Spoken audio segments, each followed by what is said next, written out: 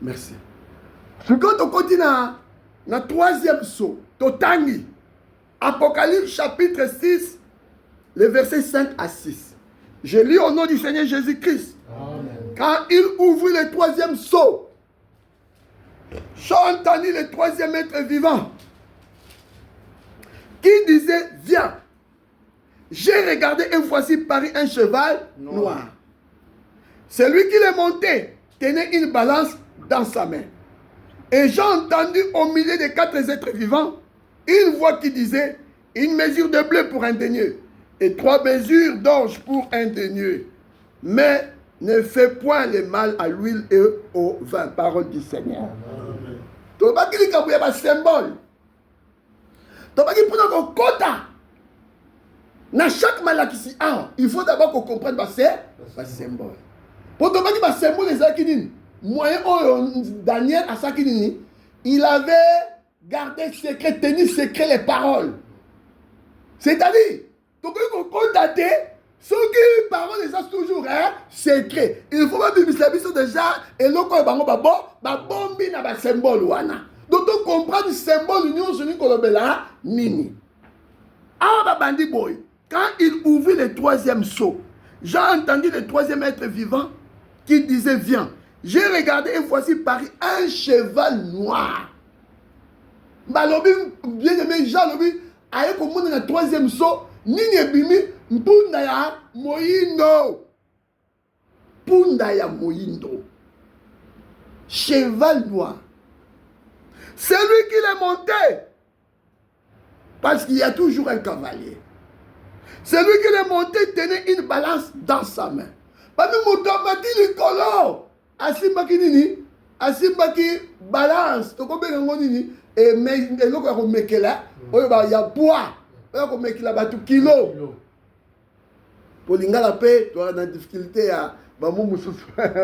Donc, Asimbaki balance le beau konaye.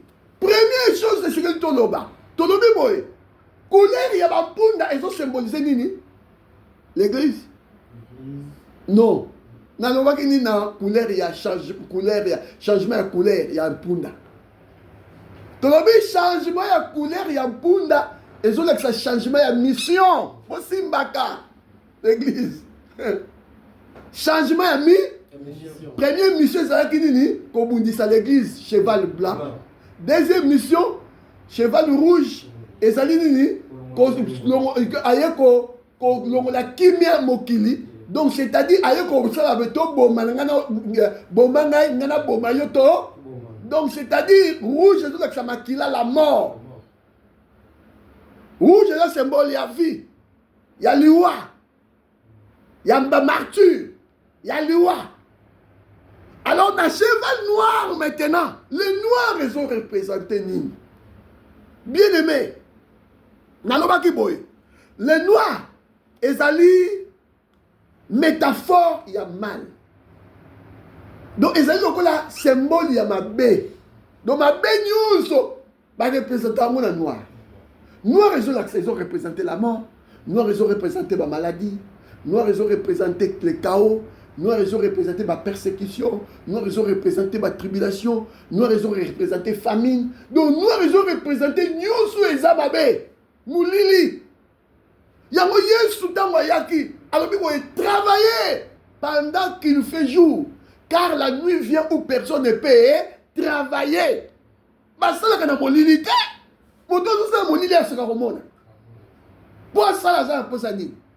il y a lumière. Il y a la Bible. Bible dans Genèse chapitre 1, à partir du verset 1. Au commencement, Dieu créa les cieux et la terre. La terre était informe et vide.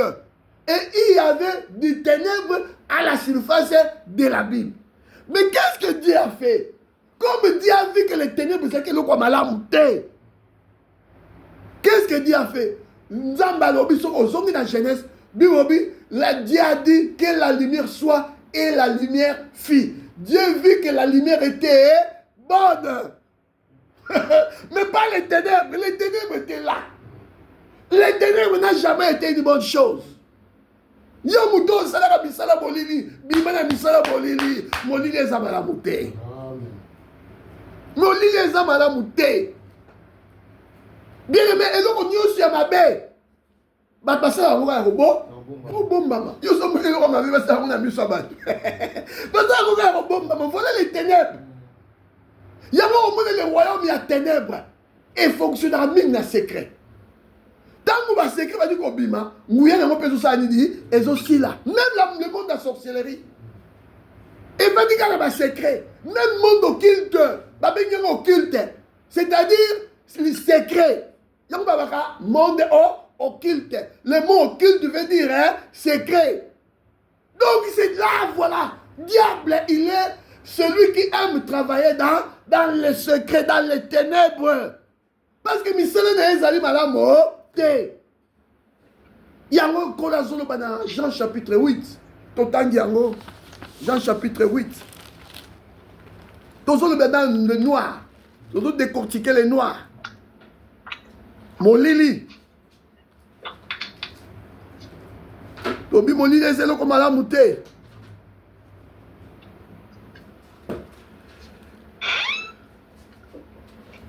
Bolimbisi. Dans Jean chapitre 8, au verset 44. Autant en découna. Bolimbisa pour Nicolo, téléphone, où ils ont déconné. Ils ont mis ça pour te bénir en ligne. Parce qu'ils battent pour que ils soient bons. Même Gamoro Junior. Mais bon, ils disent ça. Pour rappeler les dépôts. Babini, on a un message. D'accord. Bien. Jean chapitre 8. Donc, on a verset 44.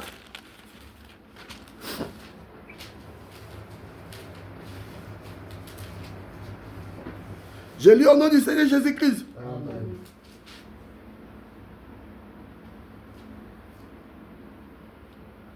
Vous avez pour les pères le diable, et vous voulez accomplir les désirs de votre père. Il a été meurtrier dès le commencement. Il ne se tient pas dans la vérité, parce qu'il n'y a pas de vérité en lui. Lorsqu'il profère des mensonges, il parle de son propre fond, car il est menteur et le père des mensonges. L'auteur a souffert ces mots.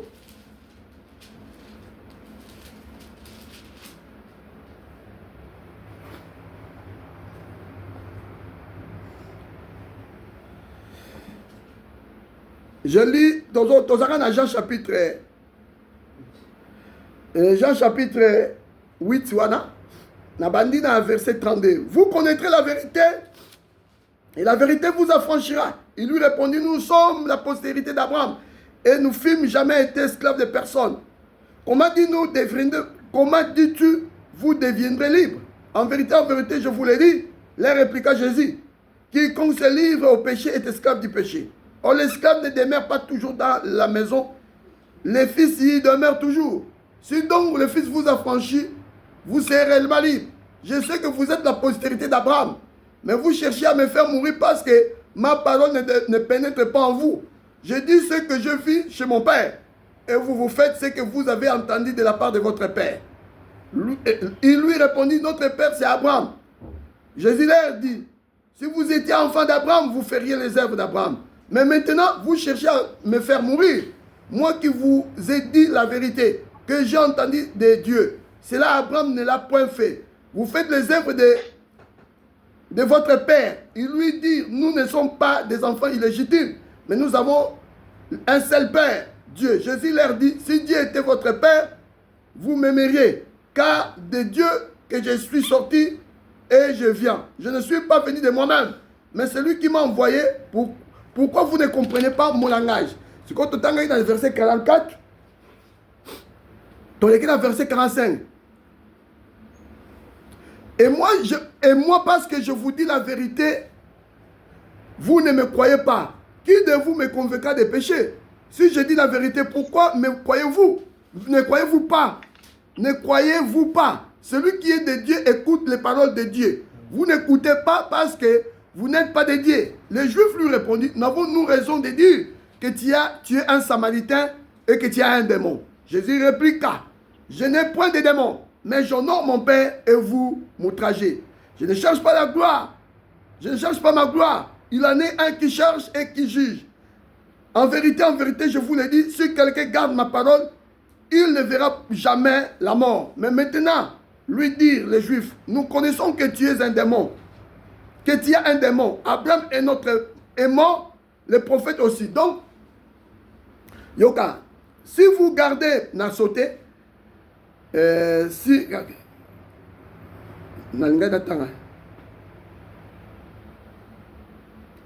Bien, dans verset oyo. Dans la suika awa, donc awa tomoni Yesu tanga solo bila likambo ndeko tolobi na cavalier les noirs tolobi les noirs ezolo bila eloko nyusu ezababe yango Yesu azoyebisa ba ya juif alobi na bango boye soki bozalaki bana ya Abraham bokosala misala ya Abraham. Mais maintenant, vous avez Satan. Alors, votre père ne se tient pas dans la vérité. Parce qu'il n'y a pas de vérité en lui. C'est un avant de solo de solo il a été. Donc, comme on dit le diable, c'est-à-dire les noirs, et ça tout ce qui est mal. Il y a des Thessaloniciens, l'homme du péché. Les fils de la perdition. La diversité qui s'élève au-dessus de tout ce qu'on appelle Dieu ou de ce qu'on adore. Donc, on va dire moto ya masumu. Donc, le diable est loko ya yebesaka lisumu. Libanda lisumu ebe loko mosusute. Tout ce qu'il fait, pour ne pas tout cas dans les noirs. Ya koloko la batu na mwinda, ya komema batu na nini, na molili. Oh, Yesu ayaki pote yonanga, todo na molili to kota oui, na mwinda. Yango apôtre Paul a joué Sabiso, na Colossiens chapitre 1, à partir du verset 12. Alors, bien aimé, béni soit Dieu le Père, qui nous a rendus capables d'avoir part à l'héritage des saints, qui nous a délivrés du puissant des ténèbres, et qui nous a transportés dans le royaume du Fils de son amour. Il nous a transportés. Il nous a ravis du puissant des ténèbres. Quand nous parlons de puissance des ténèbres, on voit les noirs, les mâles. Yango Isaïa Lobi, les ténèbres ne régnera pas à toujours.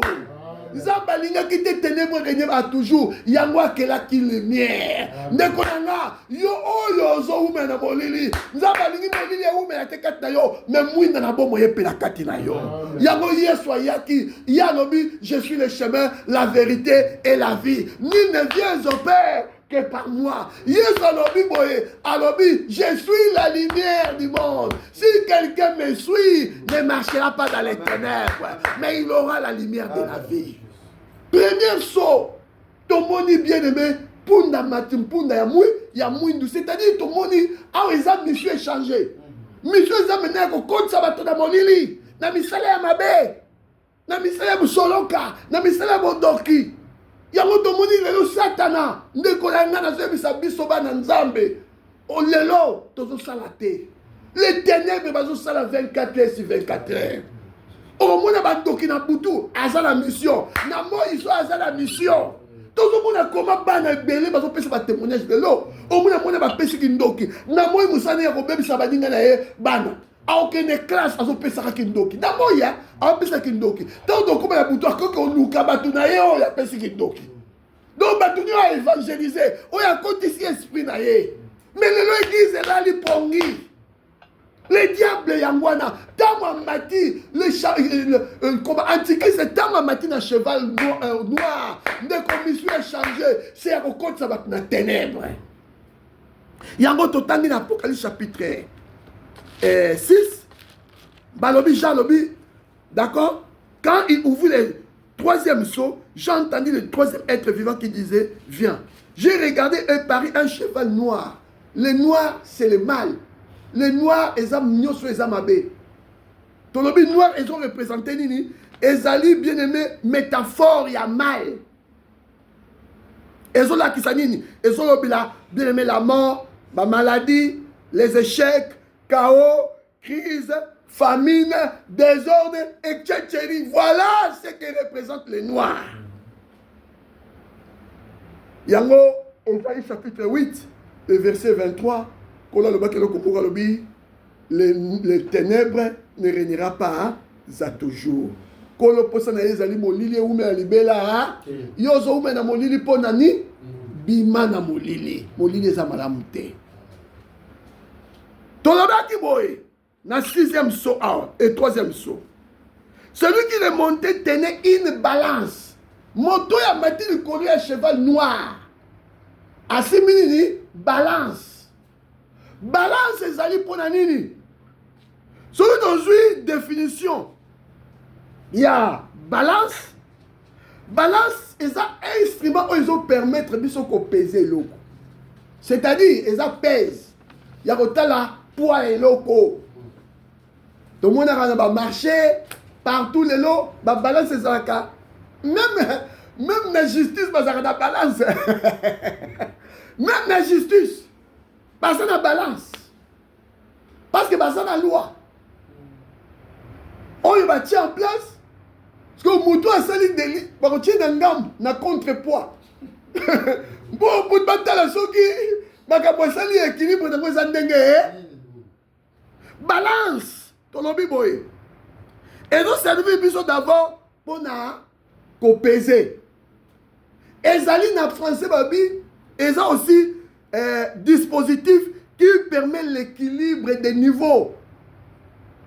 Il y a qu'à équilibrer. Alors, pour cela, nous avons besoin tous en a 2 poids 2 mesures. Le nom de la vie, au moins, nous avons 2 poids 2 mesures. Dans le sens où nous avons utilisé, mais dans le sens propre, il y a le langage ecclésiastique. C'est-à-dire, et c'est que nous avons bien aimé, balance, ils ont représenté Nini.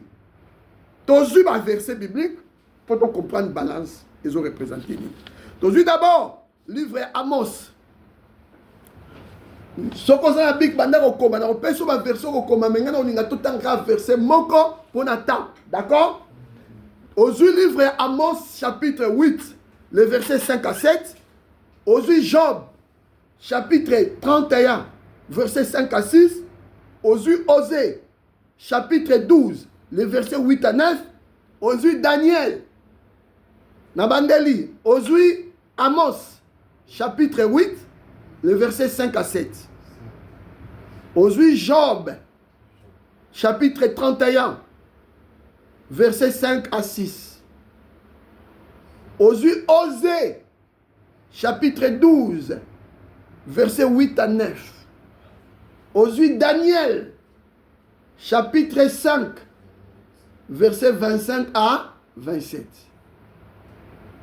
Ce qui est tout temps, verset ou la news, et on y a bis au temps. Mais pendant quelques temps, on a tout temps, 2 versets, 2 seulement. Osui Nano, Job, chapitre 31, le verset 5 à 6. Si vous avez Osée, chapitre 12, le verset 8 à 9. Tout temps, le reste, au temps, il y a Osui Job. Job chapitre 31, verset 5 à 8. Je lis au nom du Seigneur Jésus-Christ. Job chapitre 31, le verset 5 à 6. Si j'ai marché dans les mensonges, si mon pied a connu et a corrompu vers... Non. Si mon pied a couru vers la fraude, que Dieu me pèse dans des balances justes. Et il reconnaîtra mon intégrité. Parole du Seigneur. Dans Osée chapitre 12, le verset 8 à 9. Osée chapitre 12, verset 8 à 9. Je lis au nom du Seigneur Jésus-Christ. Ephraïm est un marchand qui a dans sa main des balances fausses. Il aime à tromper.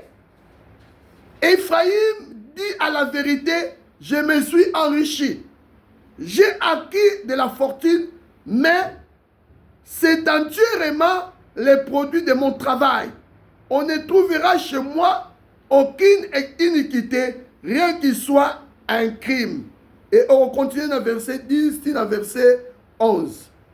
Mais bien, c'est Sukiwana. On a le mango de Soussou, Totangi na biso de Soussou, Amos pour ça, mais biso pour développer dans Osée chapitre 12, le verset 8 à 9.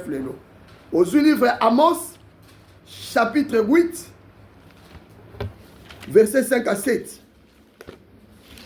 Amos 8. Amos 8, verset 5 à 7. Je lis au nom du Seigneur Jésus. Je vous dis quand la nouvelle ligne sera-t-elle passée? En fait que nous vendions du blé. Quand finira le sabbat? En fait que nous ouvrions des greniers. Nous diminuerons les pains. Nous augmenterons les prix. Nous falsifierons des balances pour tromper. Puis nous achèterons les misérables pour de l'argent et les pauvres pour une paire de souliers. Et nous vendrons les criblures du froment. Parole du Seigneur dans Sukiwana. Bien aimé, tant que nous comprendre, et nous on dit balance. Balance, c'est représenter balance, c'est représenter la parole de Dieu. Il y a autant de temps dans Job, chapitre 31, le verset 5 à 6. Job a dit pour le problème, toyebi makamni ekomela ke Job makambo ya passe pe akole là. Job abungisaki bozwi na ye nyonso, bana na ye bakufi, bibwele na ye, bozwi na ye nyonso ebebisami mokolo moko ndekola nga. Mwasi ya Job ntango amoni makambo oyo lokola ayebaki mobali na se intègre ndenge ye moko nkolo azotémoigner Job kuna na Job 1er epai na Satana alobi as-tu vu mon serviteur Job? Il n'y a personne sur la terre qui soit comme lui. Un homme juste et intègre, qui s'est éloigné du mal. Job azalaki moto ya kabwanaki, azalaki mosika na mabe. Tolobaki mabe, les ténèbres ezali nini? Mabe. Mabe nyonso, ils ont représenté les ténèbres. Les ténèbres, ils ont représenté mabe nyonso. Job azalaki mosika ya ténèbres. Donc nyonso ezalaki mabe, azalaki mosika. Parce que na Job ezalaki mwinda. Azalaki véritable mon Christ, un chrétien né de nouveau baptisé du Saint-Esprit. Ce qu'on a vu à Job, un homme intègre. Mais malgré l'intégrité, ma belle comme la qui liwe kotaki, maladie kotaki, le kawe kotaki, ndeko. Souvent, tant qu'on liwe kotaka, maladie kotaka, problème il y a la bombe na biso. Souvent, il a biso de penser beaucoup. Le ko la moto, so kumuna c'est que na sala ki mabe. Surtout sur mon monde de comment rassemble daka. Bon maladie mo komelier. Na mutu no banda ko saba idée. Ande ko na morning ko samba nezaka solo terre. Na ebita unazaki na ngola. Ndeko na ngazeki ndeko na mora mwese tozaka na ye. Ser na ngai. Ate ko ba ke loko. Comment ba pagano ba voyager facilement. Avant mettre l'avion avec mon bagage de samba nzambete. Akena ye pepele. Problème mais yo le ba ko za boya nzam. Mais comment ba le fula kayo kaka? Non, yo, des photos à Bobo Inobalamu, d'accord, Jean Basala qui intègre, mais à moi qui empêche qui m'a bécomé là. Bibobi, le malheur atteint souvent les justes, mais l'Éternel l'en délivre toujours. Bien, mais souvent ça boyenge bene, ma bé a été, tika boyenge bene ko finga nzambete, pour être nzamba ko kamola yo. Yango Job, tango mona ki makamo nyus na suka lango, alba ki mourrait dans terre vivant. Il se révérera le dernier. Bien aimé, Kobanga Bitumbo et Ilioté. Kobanga, bien aimé, situation zo vivre. Bien aimé, Tika ya Mweya. Pour être yamwe ko sa nesije. Oye ko sa la kombo ya kone se comme ça ma bomo inayo. Yamwe ko comme témoignage à bomo inayo. Yamwe ba tuba ko tala balobi te. Ya za nzambe. Pour les kaboyo, il faut que nzambe intervenir. Oh Jésus-Christ est vivant de corps. Notre Dieu est vivant. Les malheurs atteignent souvent les justes. Job a tel qui intègre. Alors que sujet, bien aimé, pourquoi le malheur est ilinga habité à Talibo Moïnae, à Monesika pour Isamakete. Ndeko tango moni problème ilio, la première des choses dans la marche nayo. Ce qu'on moni ma bezate. Ma belle de Comelio, mais ce qu'on se reproche, zate, Kumbisa Nzambe. Mais ce qu'on dit, bien aimé, au Talibo Moïnao, au moni ma belle Mokoya, Ezalaki Wana, bien aimé, Bongwana.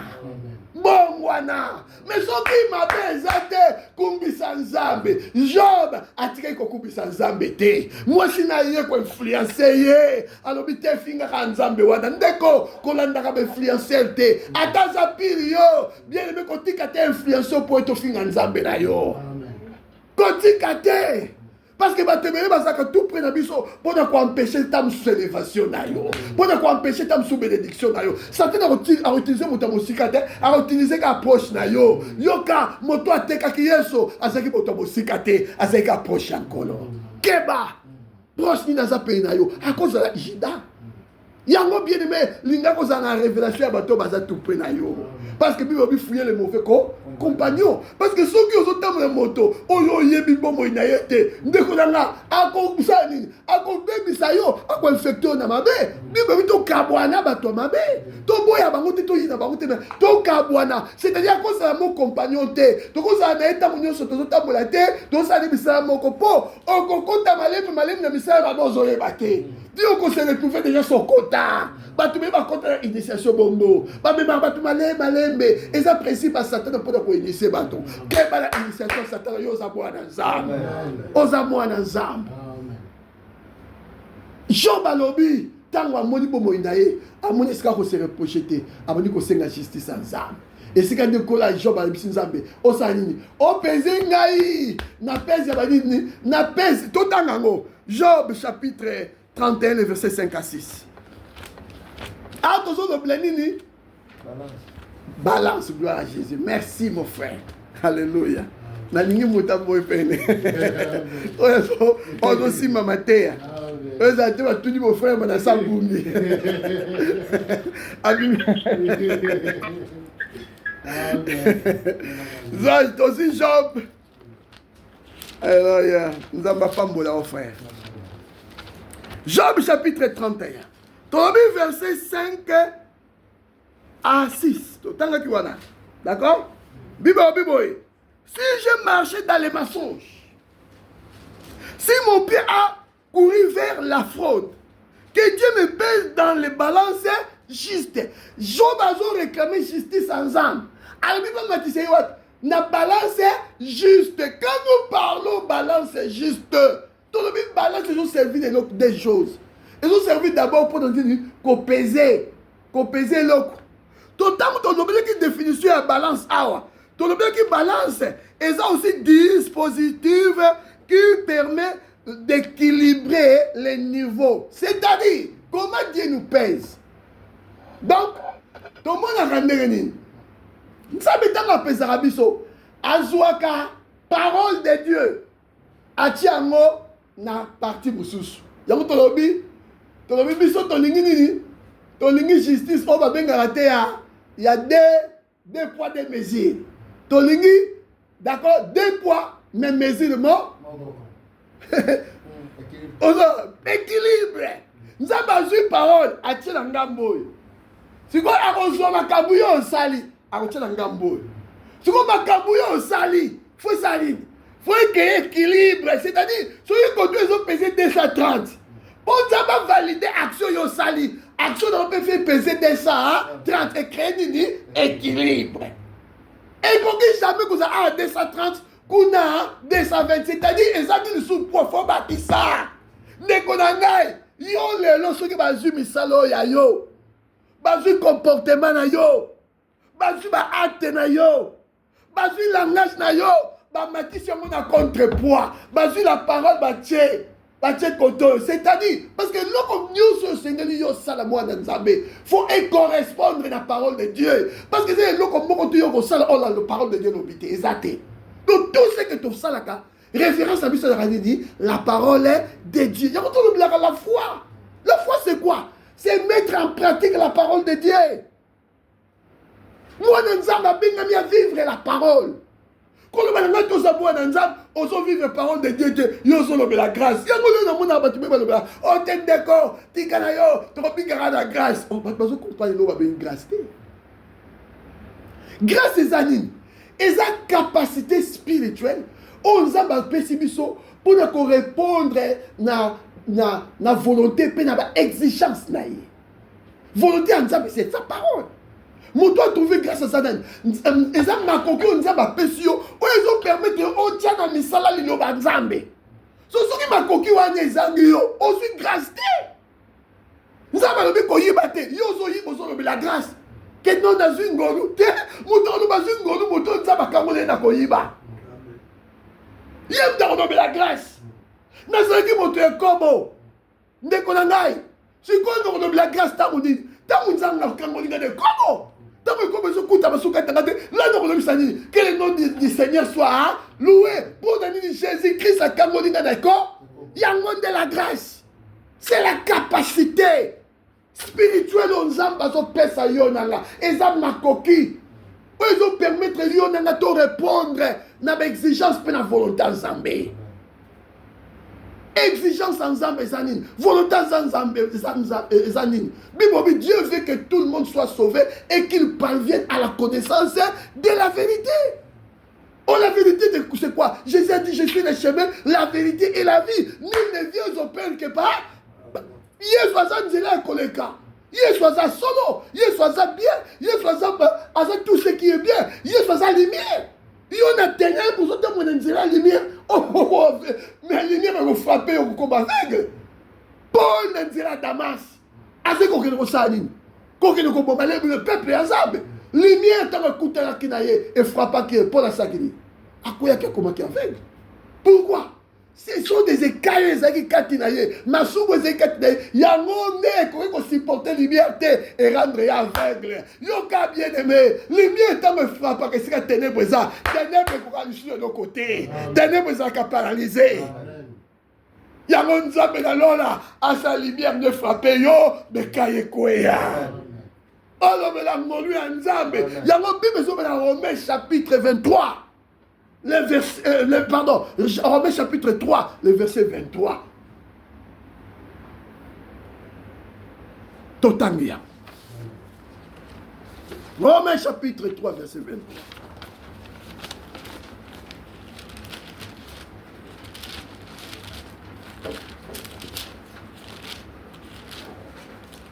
Bible, je lis au nom du Seigneur Jésus-Christ. Car tous ont péché et sont privés de la gloire de Dieu. Et ils sont gratuitement justifiés par sa grâce, par les moyens de la rédemption qui est en Jésus.